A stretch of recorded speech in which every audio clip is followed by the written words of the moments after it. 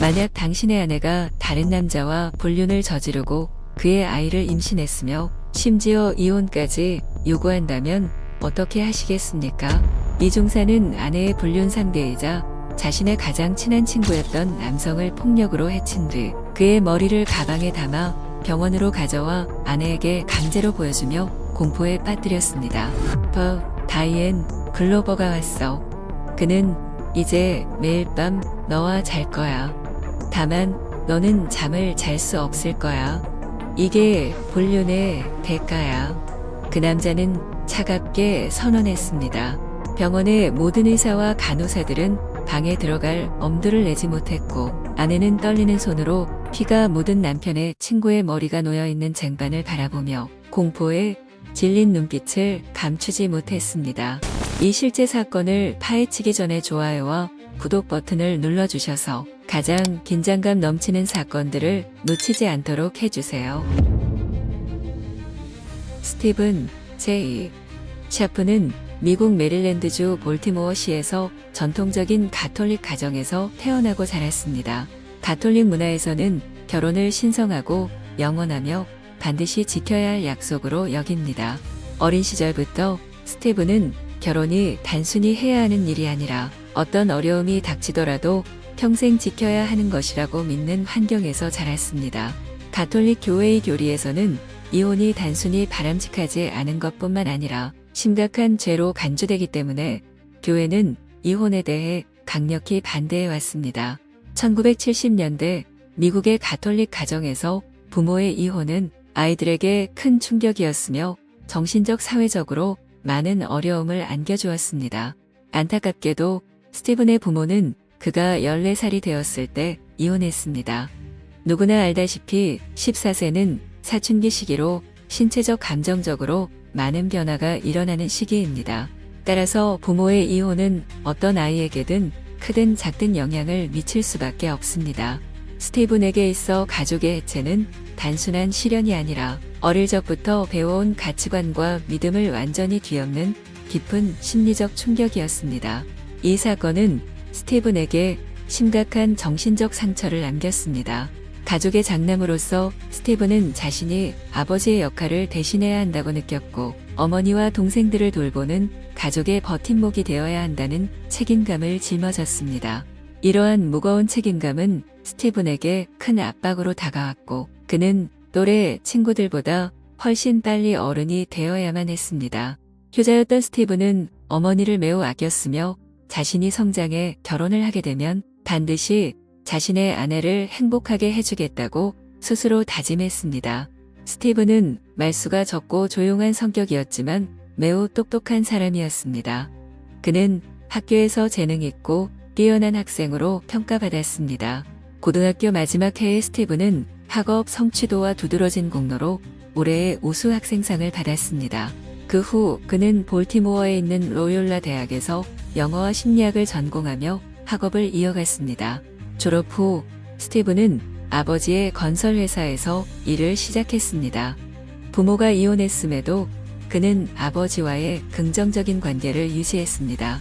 1989년 런던에서 볼티모어로 돌아오는 비행기에서 스티븐은 다이앤을 만나게 되었습니다.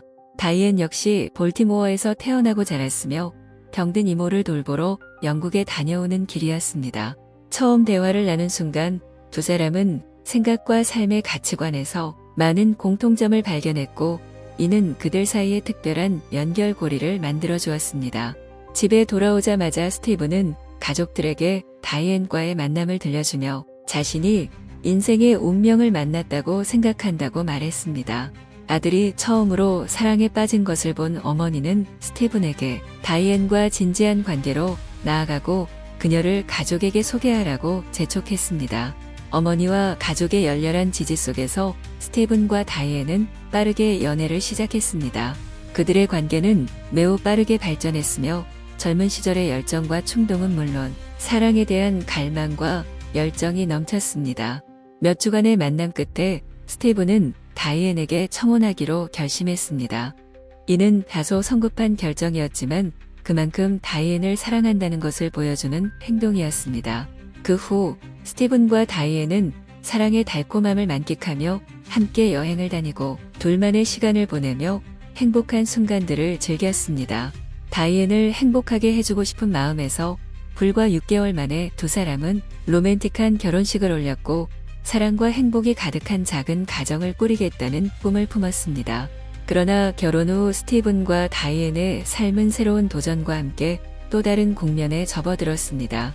과연 그들은 이러한 시련을 이겨낼 수 있었을까요? 다른 젊은 부부들처럼 스티븐과 다이앤의 결혼 초기 생활은 기쁨과 행복으로 가득 차 있었습니다. 결혼식 후 그들은 함께 달콤한 신혼여행을 즐기며 많은 추억을 쌓았고 이후 볼티모어에서의 일상으로 돌아왔습니다. 스티븐은 아버지의 건설회사에서 계속 일했고 다이앤은 집에서 가정을 돌보며 시간을 보냈습니다. 어느 날 퇴근 후 다이앤은 남편에게 그들의 첫 아이를 임신했다는 소식을 전했고 그 기쁨은 이루 말할 수 없었습니다. 그 소식은 마치 기적과도 같았고 두 사람은 말로 표현할 수 없을 만큼 행복하고 설렜습니다. 스티븐은 아내의 건강을 특히 신경 쓰며 다이앤이 무리하지 않도록 일도 제한하고 집에서 편히 쉴 수 있도록 배려했습니다. 그는 집안일을 스스로 처리하며 아내와 아이의 안전을 최우선으로 생각했습니다. 그러나 그 행복은 오래가지 못했습니다. 임신 후 얼마 지나지 않아 다이앤은 안타깝게도 유산을 겪게 되었습니다. 그 충격은 마치 맑은 하늘에 날벼락처럼 다가왔으며 가족과 친구, 주변 사람들의 위로 덕분에 두 사람은 마음을 추스르기 위해 노력했습니다. 얼마 지나지 않아 다이앤은 다시 임신했고 이번에는 두 사람 모두 더 조심하고 더 간절히 아이를 지키고자 했습니다. 하지만 운명은 또다시 그들을 외면했고 다이앤은 두 번째 유산을 겪게 되었습니다. 짧은 시간 안에 두 번의 유산을 경험한 다이앤은 완전히 무너져 내렸습니다. 그녀는 깊은 상실감과 무력감에 빠져 매일같이 괴로워했습니다. 스티븐은 자신도 슬픔에 잠겼지만 아내의 버팀목이 되기 위해 꿋꿋이 버텼습니다. 세 번째 임신이 찾아왔지만 이번에도 기적은 일어나지 않았고 다이앤은 또다시 유산을 겪게 되었습니다. 세 번의 연속된 유산은 그녀의 정신을 완전히 무너뜨렸습니다. 다이앤은 자주 울부짖으며 분노를 주체하지 못해 집안 물건을 부수며 감정을 쏟아냈습니다. 몸과 마음이 모두 지쳐버린 다이앤은 이제 더 이상 임신을 시도하지 않겠다는 생각을 품게 되었습니다. 그녀는 남편에게 난관절제 수술을 고려하고 있다는 뜻을 밝혔으며 이것만이 더 이상의 고통에서 벗어날 유일한 방법이라고 말했습니다. 다이앤이 반복된 유산으로 인한 육체적, 정신적 고통을 끝내기 위해 난관절제술을 받겠다고 말하자 스티븐은 즉각 강하게 반대했습니다. 그는 아내가 그렇게 고통스러운 수술을 받아야 한다는 사실을 도저히 받아들일 수 없었으며 대신 자신이 정관 수술을 받겠다고 자원했습니다. 스티븐은 자신이 할 수 있는 일이 아내가 더 이상 상처받지 않도록 돕는 것이라면 기꺼이 희생하겠다고 생각했습니다. 스티븐의 결정은 가족과 친구들을 충격에 빠뜨렸습니다. 아무도 24세의 젊은 남성이 자발적으로 생식 능력을 포기하겠다고 나서는 것을 믿기 어려워했습니다. 24세의 남성은 가장 활력이 넘치고 성욕도 강한 나이로 여겨지며 많은 에너지를 가진 시기입니다. 게다가 스티븐은 그동안 아이들이 북적이는 대가족을 이루는 것이 꿈이라고 말해오던 사람이었습니다. 스티븐의 행동은 주변 사람들에게 엇갈린 반응을 불러일으켰습니다. 일부 친구들은 안타까움을 표하며 그가 너무 성급했다고 느꼈지만 다이앤을 향한 그의 사랑에 깊은 감탄을 보낸 여성들도 적지 않았습니다. 한편 스티븐의 부모는 두 사람의 결정에 강력히 반대하며 고작 3번의 유산만으로 쉽게 포기하고 희망을 잃어버린 것이 너무 약한 태도라고 지적했습니다. 어머니는 스티븐에게 산부인과 전문의와 심리상담 전문가의 조언을 받을 것을 권유하기도 했습니다. 스티븐이 정관 수술을 결심했다는 이야기를 들은 많은 사람들은 그가 아직 너무 젊기 때문에 이 결정이 잘못된 선택이라고 여겼습니다. 24세의 나이는 많은 이들이 아직 삶과 자신을 배우는 과정에 있는 시기이며 생식 능력과 관련된 중요한 결정을 내리기에는 충분히 성숙하지 않았다는 평가도 있었습니다. 많은 의사들 또한 너무 어린 사람들에게는 정관 수술을 권하지 않았으며 나중에 후회할까봐 절차를 거부하는 경우도 많았습니다. 하지만 모든 만류에도 불구하고 스티븐은 자신의 결정을 굽히지 않았습니다. 그는 사랑하는 아내의 안전과 행복보다 중요한 것은 없다고 생각했습니다. 정관 수술을 받은 후 두 사람은 입양을 통해 가정을 이루기로 했습니다.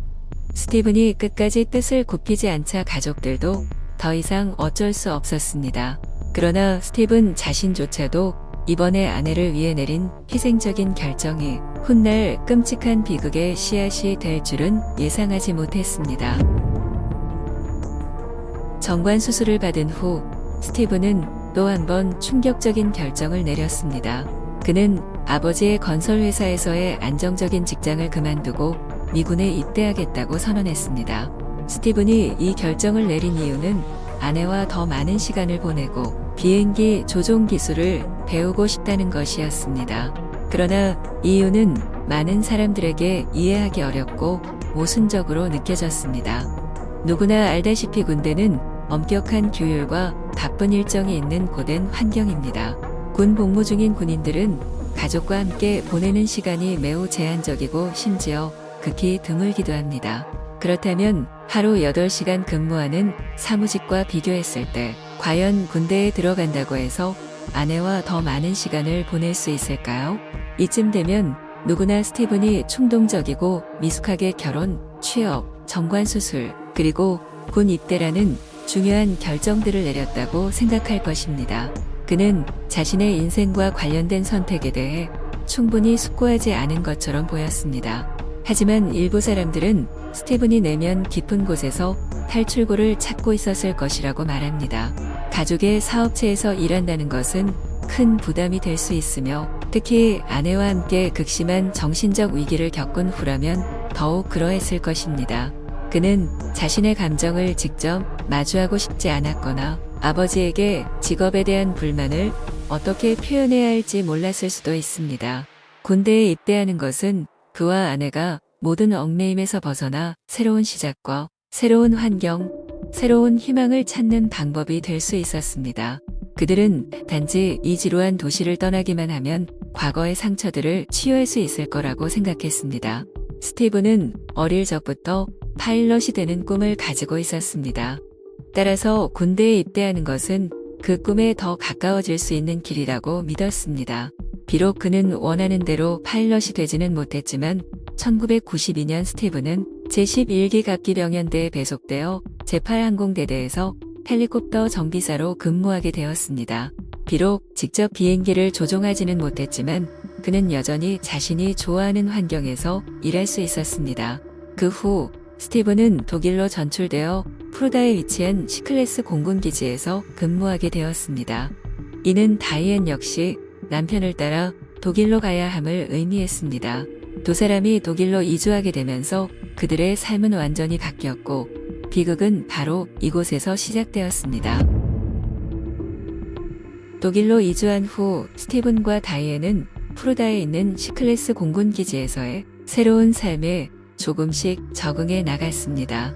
그곳에서 그들은 여러 동료들을 만나며 새로운 관계를 쌓기 시작했습니다.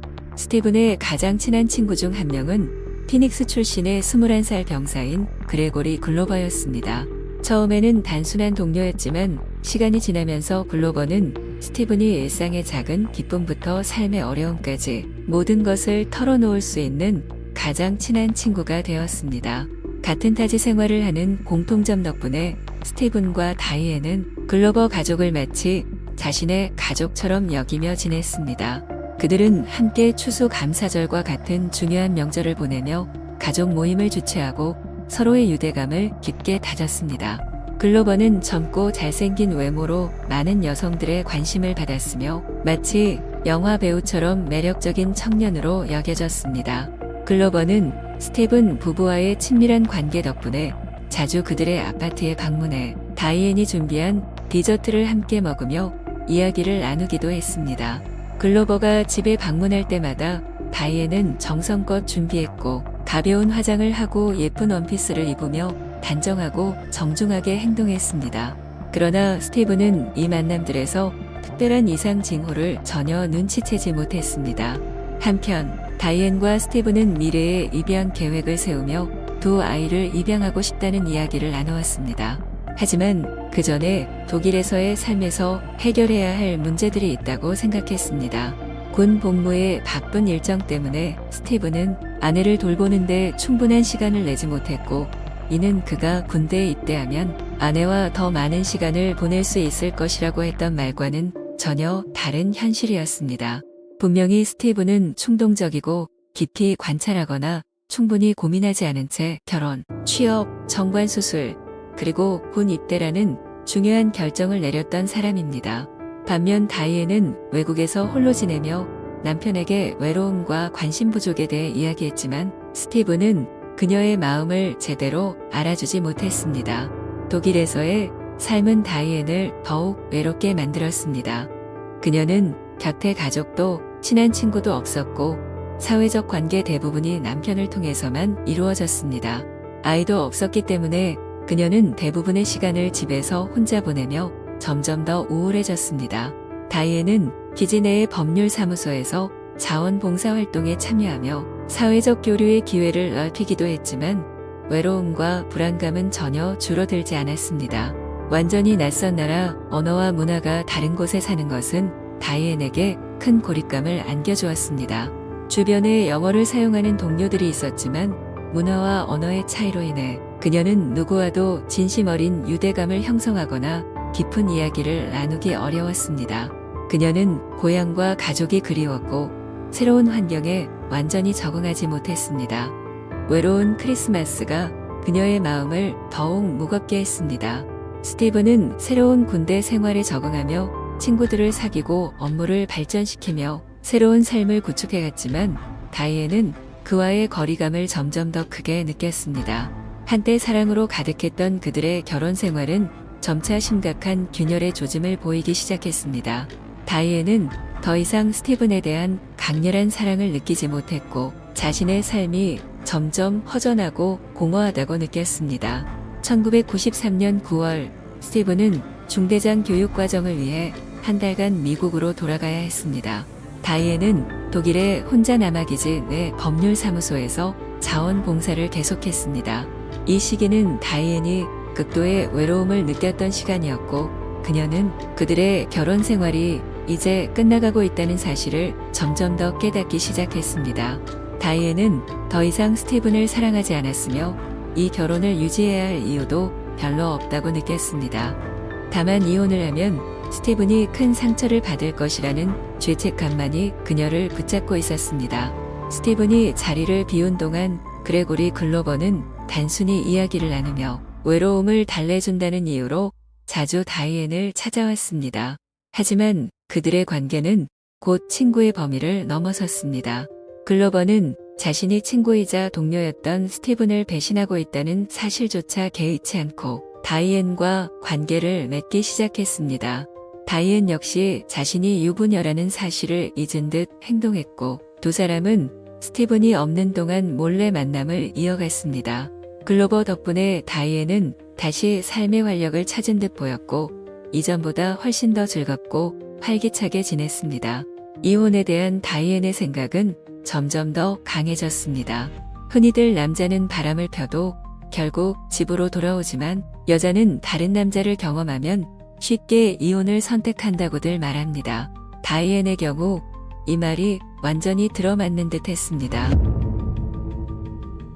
미국에서 돌아온 스티브는 곧 아내의 태도에서 이상한 점을 눈치채기 시작했습니다. 다이앤은 스티븐의 애정 표현을 차갑게 거부했고 바쁘다는 핑계로 대화를 피했습니다. 어느 날 밤 다이앤은 용기를 내어 스티븐에게 더 이상 사랑하지 않으며 이혼하고 싶다고 말했습니다.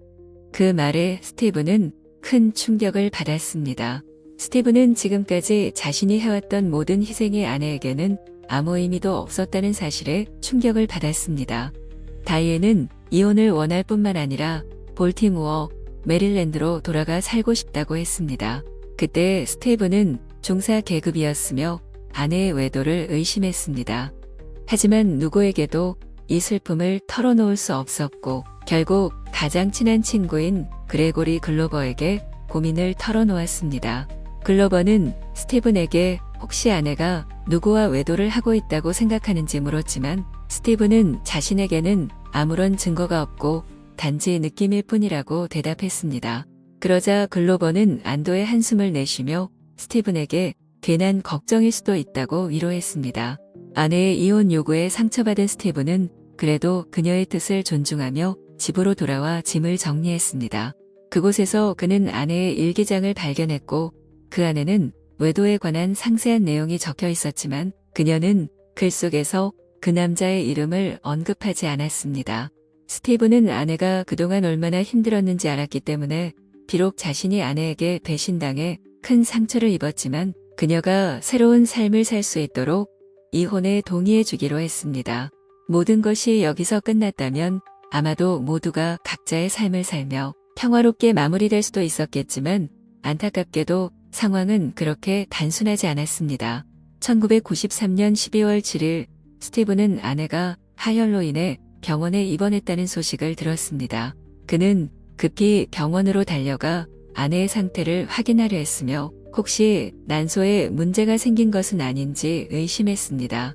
하지만 의사로부터 아내가 임신 중이라는 말을 들은 순간 스티븐은 큰 충격을 받아 무너졌습니다. 스티븐은 아내를 아끼는 마음에 이미 정관 수술을 받은 상태였기 때문에 아내의 뱃속에 있는 아이는 자신의 아이가 아님을 잘 알고 있었습니다.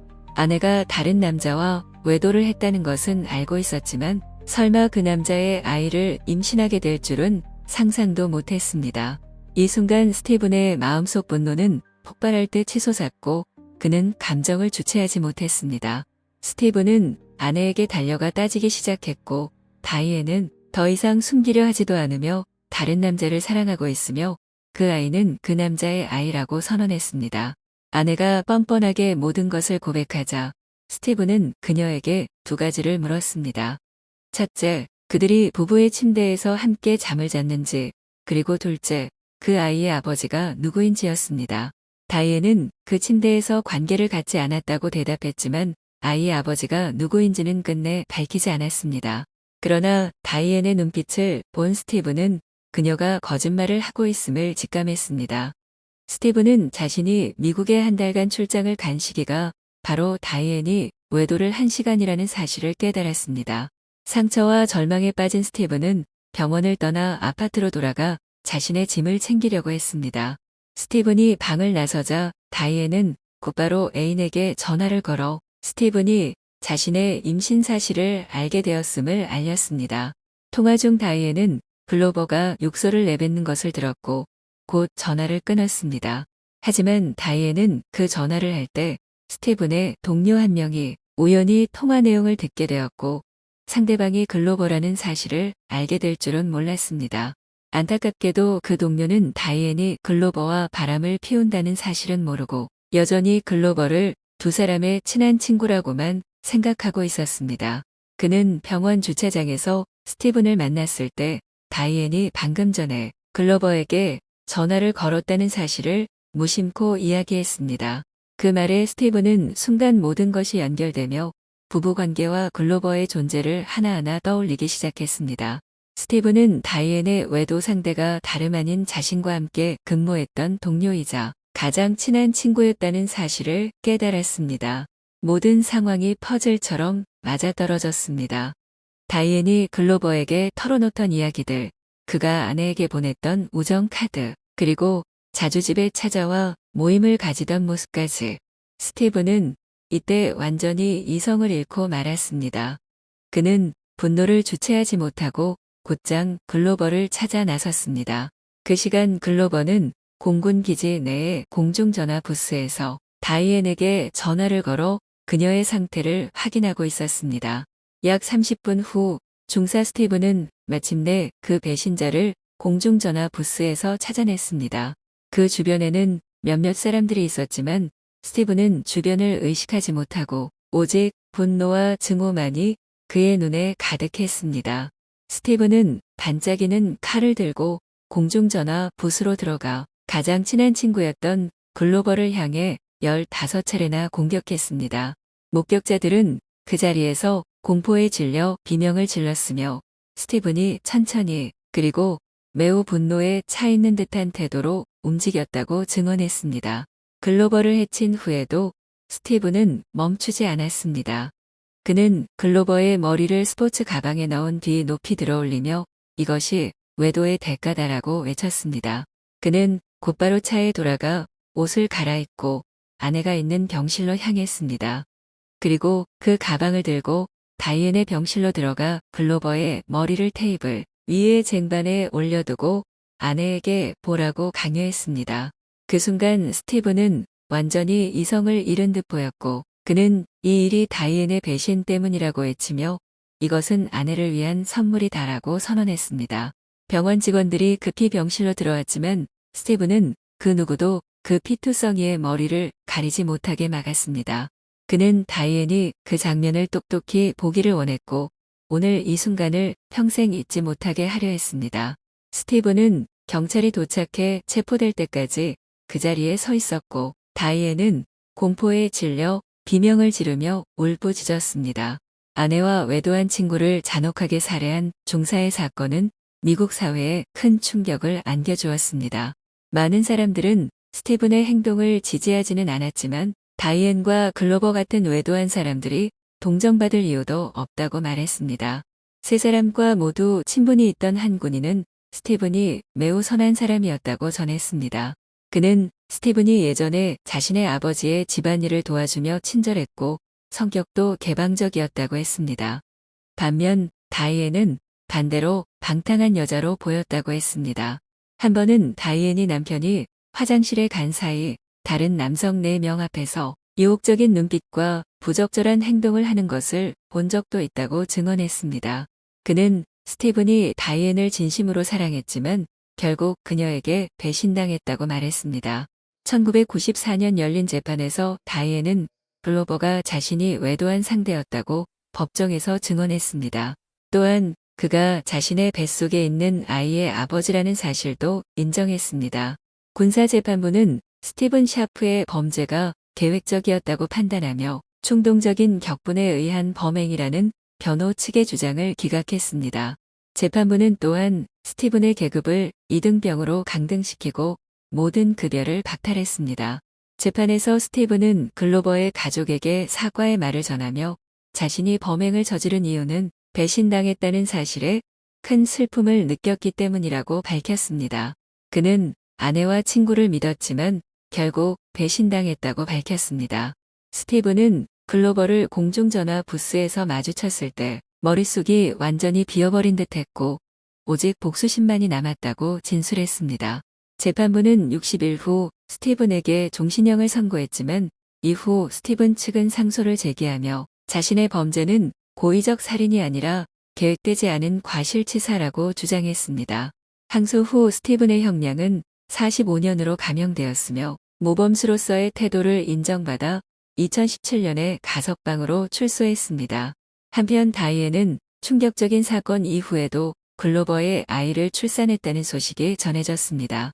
이 끔찍한 이야기에 대해 여러분은 어떻게 생각하시나요? 댓글로 의견을 남겨주세요. 그리고 구독 버튼을 눌러 다음 사건들도 꼭 챙겨보세요. 여러분의 응원이 저희가 더 많은 흥미로운 사건을 전해드릴 수 있는 원동력이 됩니다. 시청해주셔서 감사합니다. 다음 영상에서 만나요.